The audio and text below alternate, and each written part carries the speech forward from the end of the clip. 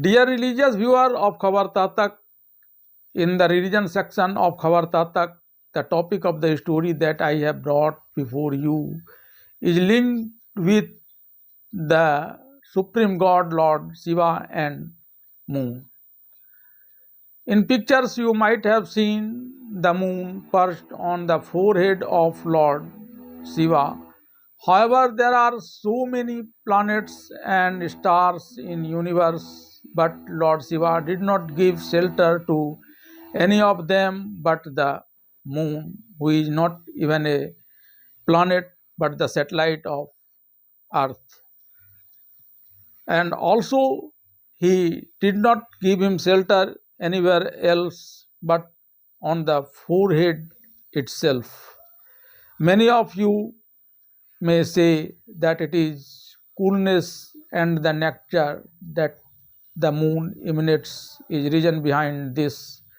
But Lord Shiva is unborn, indestructible, omnipresent, and above all, the auspicious among all the adversities. So, what he has to do with this immortality and coolness of the moon? On the basis of different religious texts and scriptures, I am trying to unravel the mystery behind the union of Lord Shiva and the moon.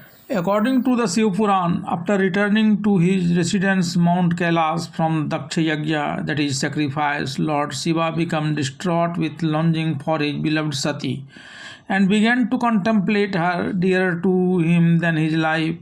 He summoned his courtiers and while mourning for Sati began to describe her lovable qualities with utmost affection. He did all this to demonstrate his worldly ways, then abandoning the beautiful customs of the householder's ashram, he became Digambar, that is having direction as cloth, and began wandering the world like a madam.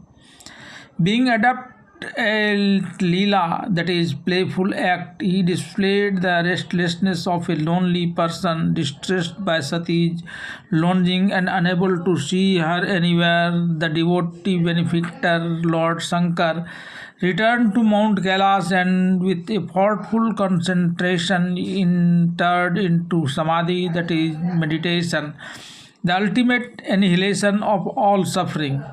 In meditation, he began to see his eternal form, thus devoid of the three gunas, that is quality. Lord Shiva sat motionless in meditation. The Lord himself is the master of Maya, that is tricks, the unchangeable Supreme Brahma. After countless years had passed, he left meditation. Immediately a drop of sweat from Lord Shiva's forehead fell on the earth and instantly transformed into a boy. The child had 4 arms, a reddish radiance, and was very charming, resplendent with divine vision and grace. The child was endued with immense radiance. However, he began to cry before Lord Shiva Shankar like an ordinary child. Seeing this, the earth, after contemplating with profound wisdom, appeared in the form of a beautiful woman. She immediately picked up the beautiful child, placed him in her lap, and began to feed him with the milk that flowed from her breast. She kissed his face affectionately and, thinking of him as her own child, began to laugh and feed him.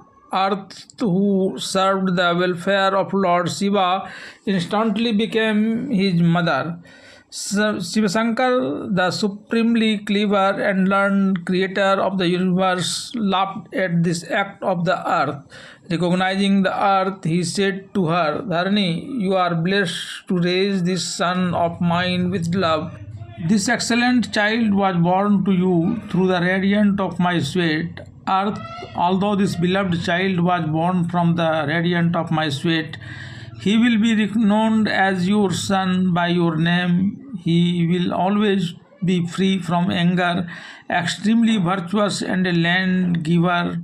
He will also bring me happiness. You may adopt him as your wish. Brahma says, O Narad, having said this, Lord Shiva fell silent. The longing in his heart for Sati then subsided somewhat. What was the longing in him? He was simply following the custom of the world.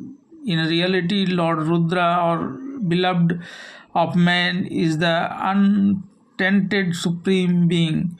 With Shiva's appropriate command, earth quickly departed with the sun to her own abode.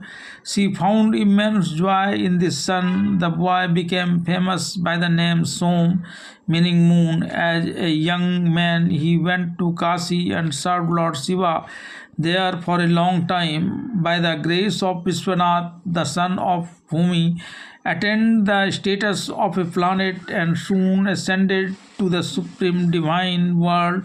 Later, Lord Shiva honored him by placing him on his head.